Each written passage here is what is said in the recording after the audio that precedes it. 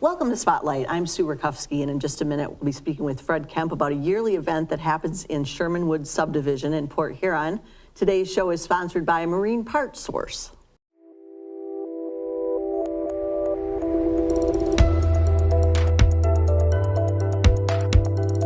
Fred, welcome to the show. Thank you. I think we've had this. Yeah, I think we've had this conversation before because it's about a beautiful event that happens in your subdivision. You're the president of the association. Is that correct? That's correct. Okay.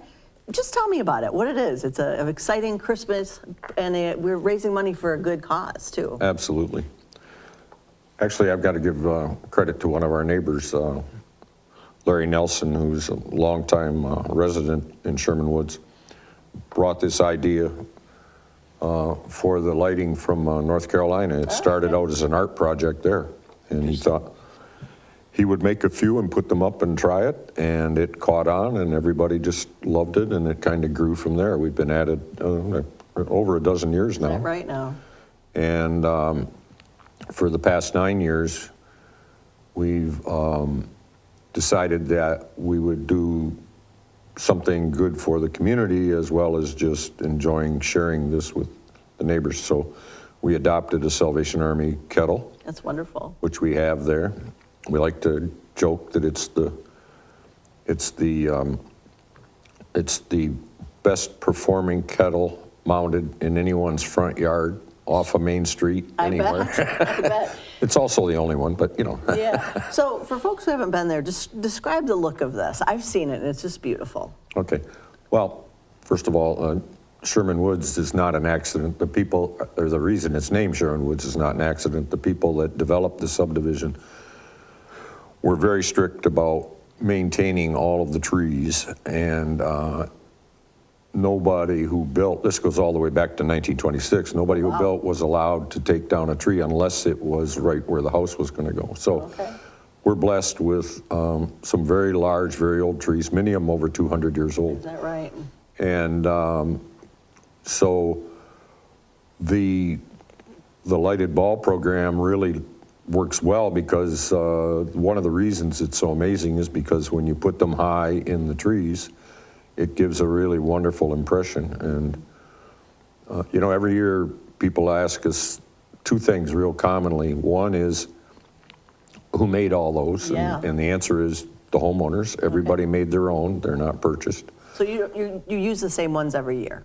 We do. Okay. And more every year. Yeah, it just gets bigger and bigger. Right, right. And we know now that we're up well over 300 lighted balls up in the trees. Wow, that is wonderful. And then the second thing they ask us is, who puts them up? And same answer, we all do. We get together as a neighborhood.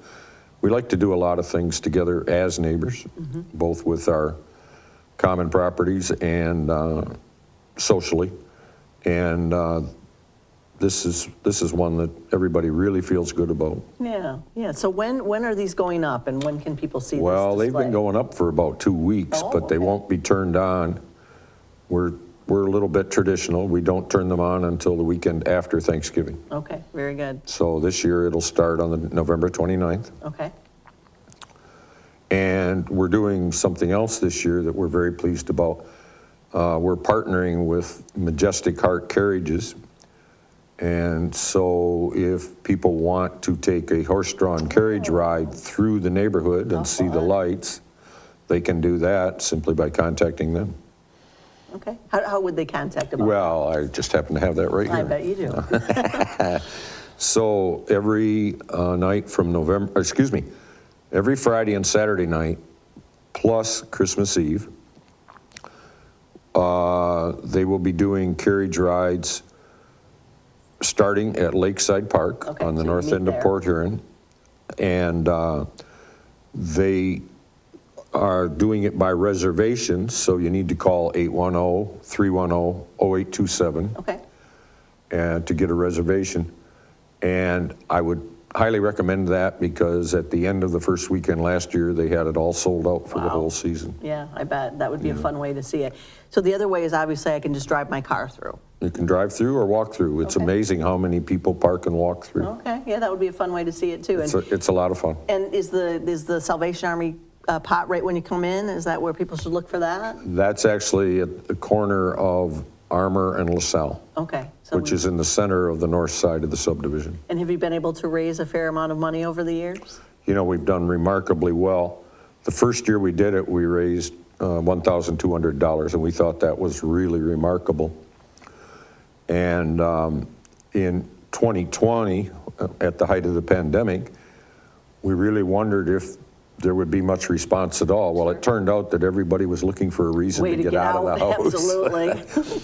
And so that was our biggest year ever. We raised $11,000 that year. Goodness. Well, congratulations. That's wonderful. And keep up the great work, and people can start seeing this the day after Thanksgiving. Come to Sherman Woods in Port Huron. Friday after, right.